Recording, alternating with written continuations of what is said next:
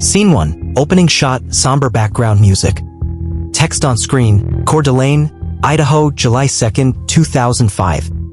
Voiceover, longer version. It seems like a normal moment, something you could see any day in a small town. A father stopping at a gas station with his young daughter, buying her a drink, exchanging a few quiet words. At first glance, nothing seems amiss. But take a closer look, because this is no ordinary interaction. The young girl, dressed in a blue shirt, is standing off to the side, her arms crossed tightly against her chest. She avoids eye contact, her gaze cast downward as if she wishes to disappear. She's standing beside a man who, to the casual observer, may seem like any other father on a road trip with his child. Yet, this man is far from being a father. To the world, he may appear benign, perhaps even friendly, but the truth is darker. The girl, Shasta Groene, is in the clutches of a nightmare. This man is not her father. He is her captor. The man who took her and her brother Dylan from their home just weeks before, brutalizing their family and subjecting them to horrors no child should ever endure. As she stands there in that moment, her body language speaks volumes.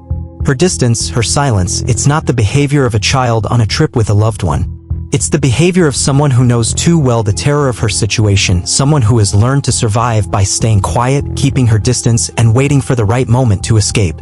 Shasta's eyes dart nervously, the weight of her captivity heavy on her small shoulders. The man who calls himself Dad, he's the one who's controlling the moment. But Shasta isn't just a victim in this story. She's much more than that. And this moment, while still a part of the nightmare, is the start of her journey toward survival. 2 months earlier, Shasta Groene and her family's world was shattered in a way no one could have ever prepared for. It was an ordinary morning, the kind of morning that starts like any other. The sun had just begun to rise, casting soft, golden light through the windows of the family's home in rural Idaho. The house was still and quiet, with everyone fast asleep except for Shasta. Suddenly, Shasta was jolted awake by the frantic voice of her mother. It was a sound she had never heard before, a sound of pure terror. Her mother was calling her name, urgency and fear in her voice. Shasta's heart raced, her mind foggy from the shock of being pulled from sleep, trying to make sense of what was happening. She had no idea that her life, her family, would never be the same. When Shasta stumbled out of her bedroom, she came face to face with a nightmare. Standing in the doorway in the hallway of their home was a stranger. But not just any stranger, this man was holding a shotgun, and his eyes were cold, filled with malice. Shasta froze in terror, her heart pounding so loudly in her chest she could barely hear anything else. This man, who would later become the figure that haunted her every thought, was not just an intruder, he was a predator. He had broken into their home in the middle of the night, intending to destroy everything Shasta had ever known. The horror of that moment, waking up to a man who was capable of unimaginable violence, would forever be etched into Shasta's memory. Her world, in an instant, went from the safety of a family home to the grip of an armed stranger, with no one able to stop him. And yet, even in that terror, Shasta's mind began to race, trying to figure out how to survive, how to make it out alive. Little did she know, this nightmare was only the beginning of the unimaginable ordeal she would endure. He bound the family with zip ties and duct tape before brutally attacking her stepfather, mother, and brother, Slade, using a hammer. Shasta and her brother Dylan were the only ones left alive. The man drove them away, taking them hundreds of miles away to a secluded campsite.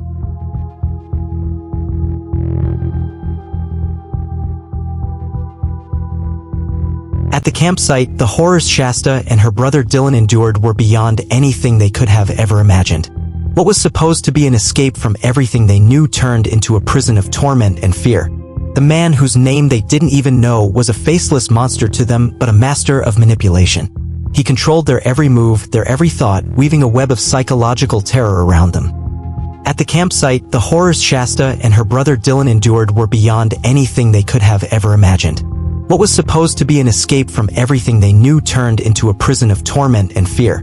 The man whose name they didn't even know was a faceless monster to them, but a master of manipulation. He controlled their every move, their every thought, weaving a web of psychological terror around them. He made them write letters to their family, pretending to be fine, pretending they were safe and that they would come home soon. The man's twisted mind believed that by manipulating their hopes, he could maintain control over them. And so, Shasta, with a heart breaking at the thought of her family, her mother, her father, did the unthinkable. She wrote a letter. As she wrote, her hands trembling, the weight of the words sank deep into her soul. She told her parents not to worry, that everything was okay. But deep down, she knew the truth. Everything was anything but okay. Shasta's heart ached as she had to pretend, to lie, to give her family false hope while the reality was far darker. She did it for her brother, Dylan, who clung to her for comfort. And she did it to hold on to any shred of hope that they might survive. Despite the unimaginable pain she was enduring, Shasta refused to give in. She remained strong for Dylan, knowing that if she broke, they both would be lost. But the torment didn't end there. The man began telling them the most twisted stories, horrific tales of past murders, of lives he had taken, of cruelty beyond belief. Each story was a calculated attempt to break their spirits, to make them understand the true nature of the monster they were trapped with. But it wasn't until one particular story that Shasta truly understood the depth of his evil. As he spoke of the killings, the way he described them with such cold detachment, Shasta realized just how far gone this man was. He was no longer a man, he was a predator, a creature capable of anything. And in that moment, the full horror of their situation sank in. Shasta and Dylan were not just his captives, they were his playthings, pawns in a sick game. But even in the darkest of times, Shasta knew she had to hold on, for the chance of being found, for the hope of someday being free.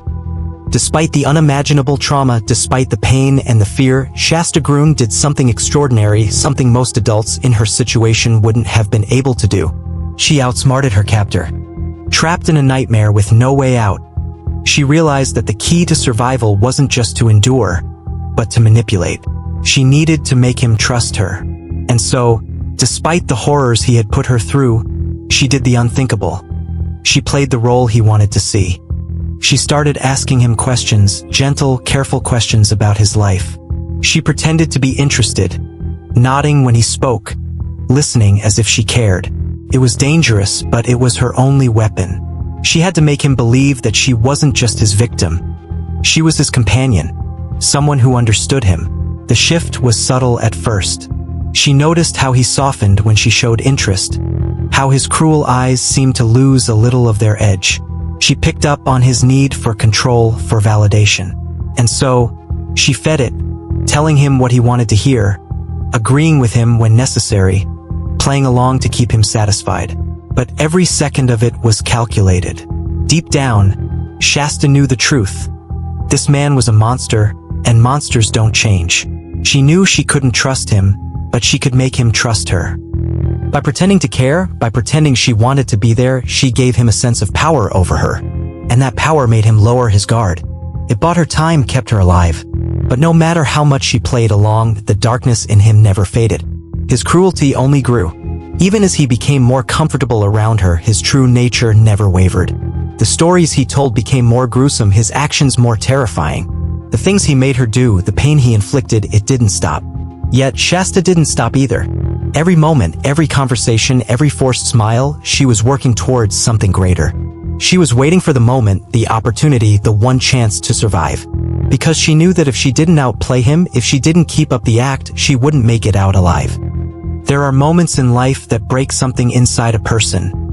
Moments so horrific that they leave a wound no time can heal. For Shasta Groene, that moment came when the monster who had stolen her from her home made her the sole witness to an unspeakable crime. For days, she and her brother, Dylan, had endured his torment. But through it all, she had hope that maybe they would both make it out. That somehow they would be found, rescued. That one day this nightmare would end. But monsters don't keep their promises. He told Dylan there was a way out. A way for the suffering to end. Maybe, just maybe, he could go home. But those words were a lie. A twisted game played by a man with no soul. And then, without hesitation, Dylan was gone. One moment he was there, her big brother, her protector. The next, he was lying still, lifeless, the warmth draining from his body. Shasta couldn't scream. She couldn't cry. The horror of it was too much to process. The shock, the disbelief, it paralyzed her. But the nightmare wasn't over. The man, her captor, her brother's killer, wasn't satisfied. He wasn't done. And in the most twisted act of control, he forced her to help him erase the evidence of what he had done. The fire burned hot, but not as hot as the pain inside her. She was only 8 years old, but in that moment, she had lost everything. She was more than a victim now, she was a survivor. Left alone with the monster, there was only one thing left for her to do. Stay alive. 6 weeks. 42 days. For 6 weeks, Shasta had endured relentless suffering at the hands of her captor. The days blurred together, each one filled with unspeakable pain. Each night a battle to survive until the next sunrise. But the more she fought, the angrier he became. Now, in a new campsite, deep in the wilderness, the monster's patience was wearing thin. His voice was cold, devoid of emotion. He told her the end was near, that she had a choice, strangulation or a gunshot. There was no escape, no one coming to save her. For the first time, the fight inside her flickered. The exhaustion, the starvation, the agony, it was too much.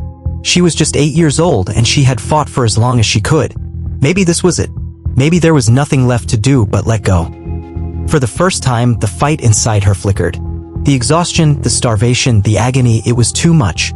She was just 8 years old and she had fought for as long as she could. Maybe this was it. Maybe there was nothing left to do but let go. And then, in the haze of fear, she found something. A tiny ember of strength buried deep inside her. A whisper. A name. His name. Jet. The word hung in the air, cutting through the silence like a blade. He froze. No one had ever called him that before, not like this. In that moment, for reasons only the twisted corners of his mind could understand, he hesitated. His grip loosened. The rage in his eyes flickered with something else, confusion, maybe even twisted pride. Shasta had done what no one else could. She had made the monster hesitate. And that moment of hesitation would save her life. That single word, Jet, wasn't just a name. It was a lifeline. It was the key that softened his grip, that bought her one more moment, one more chance to survive. Something shifted in him. Not remorse, monsters like him didn't feel remorse. But something held him back just long enough. And that hesitation was all Shasta needed. Days later, in a moment that felt surreal, she was led into a Denny's restaurant in Coeur d'Alene. She had no idea that her nightmare was about to end.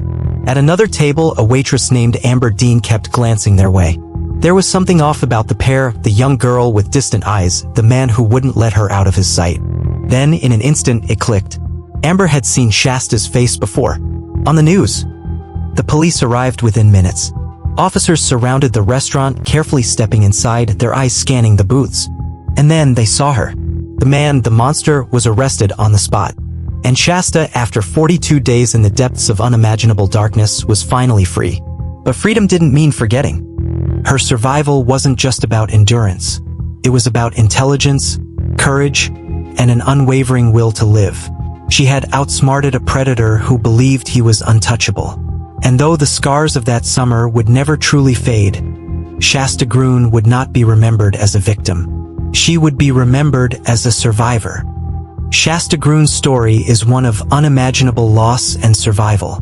A young girl, forced to navigate a world of terror, outwitted her captor, survived a horrific ordeal, and lived to tell the tale.